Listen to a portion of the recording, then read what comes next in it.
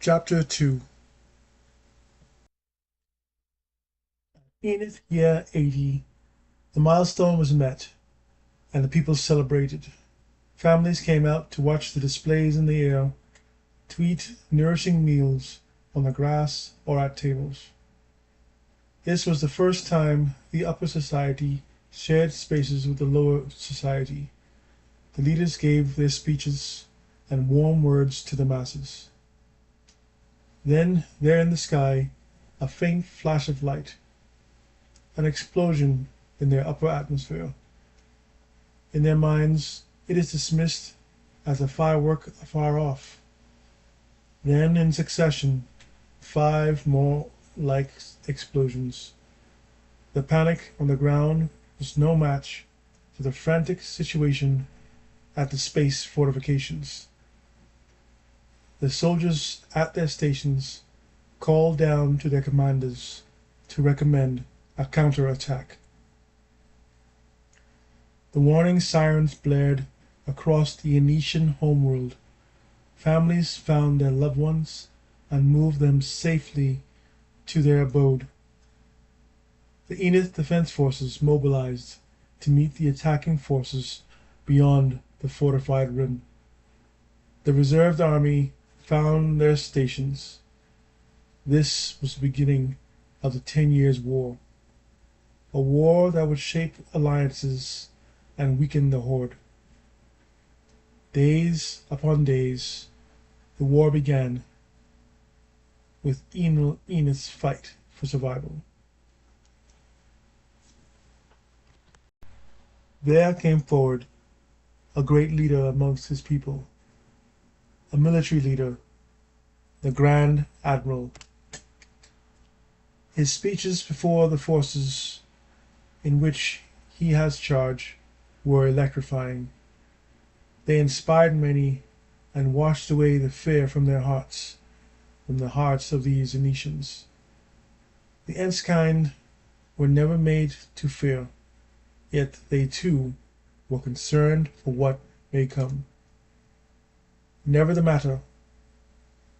As the battle rages above their dear Enith, the troops embark into the back of the dropships, filled with the love of his world and the admiration of the Federated Army. Is the 8-year-old Onaga Arrow, the secret son of the Cairnkind male, with his mother, standing, saluting the men and women as they deploy to their ultimate sacrifice. Their experience was smaller than that of their enemy. The Horde were battle-hardened for more than 100 years. They were a force of great brutality. Many Enskind would lose their lives in this war, though science developed a new type of clone, an adult from creation, genetically engineered to be skilled in warfare. These Optkind had no families to miss and nothing to lose. On the 100th day of war, the Grand Admiral, on his starship the EDF Panther, and 3 Omega-class battlecruisers, chased after the Yhearn battleship, Ravager-class striker ships, into the quantum jump. Out of the jump, they flew into a trap. 14 enemy ships formed part of the ambush. 2 of those ships belonged to the Imperial Navy of Vash. The Vashkind were no longer just an advisor and supplier to Yhears. They were a participant. The Grand Admiral saw that his forces found themselves in a hard situation. If he made the wrong decision, all of his ships would be lost, and so too the war. However, as a military historian, he favored the tactics of 19th and 20th century the British Royal Navy, unconventional methods to take the enemy by surprise. He ordered his ships to increase their shield density and to create a stack formation, one ship flying on top of the other. They slowly turned on an axis, simultaneously hitting all the same ships with their cannons and railguns. After every target was struck, the EDF ships, with their hardened hulls, rammed the disabled ships. The Panther's sheer size granted it the ability to split starships in half. Broken and shattered, the enemy vessels sank into oblivion, their own lives lost, sons and fathers, all with dreams and aspirations of their own, all because their leaders' desire to go to war, a war that was unnecessary. The Grand Admiral heart ached for the loss of life on both sides. A swift end he sought. He ordered his forces to blockade the Domnakar belt, to occupy the worlds on the inward side of the belt.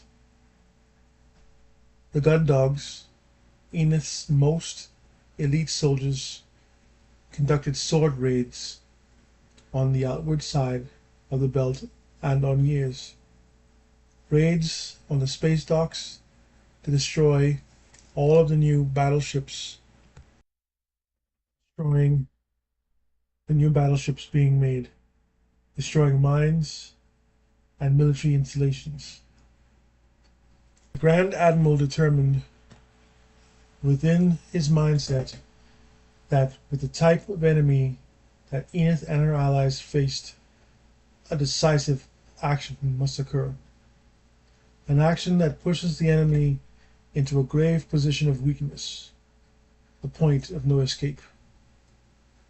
He wouldn't expect a formal surrender. He would push them back beyond the belt on their side, and then maintain a blockade. The Cairnkine male, known as Aurelius Adele, devised a way to boost the power of their photonic cannons. He also created a new weapon, a weapon called nucleic missiles, an irradiated weapon of immense destructive power. At first, the Aryans were most resistant to the Enetian strategy. The pendulum swung back and forwards, leaving the Grand Admiral to doubt that he would claim his victory. Until 1 hour in which the opportunity presented itself. The shadow craft gave intelligence that a large Yheran convoy would, in its time, traverse the Maltagama sector. They did as they planned. They came to the sector to secure important minerals for their war. The EDF ships, led by the Panther, broke from quantum jump.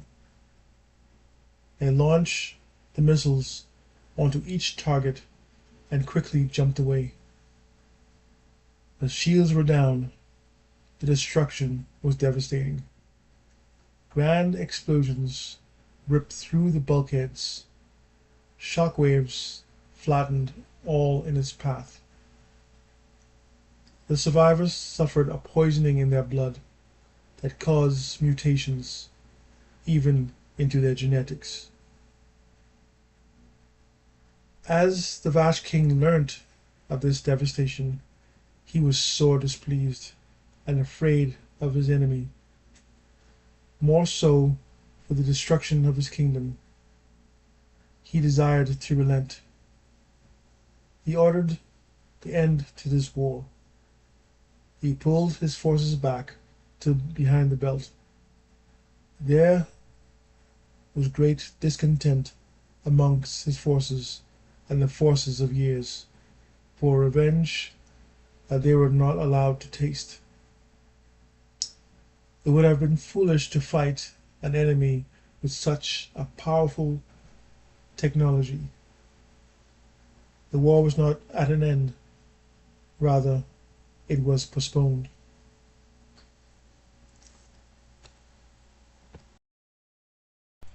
News of that development reached the halls of the ADF High Command. A cautious jubilation was felt, however, after those same reports were confirmed. The naval minister sent communications to the chancellor, the finance minister, and the council of the houses.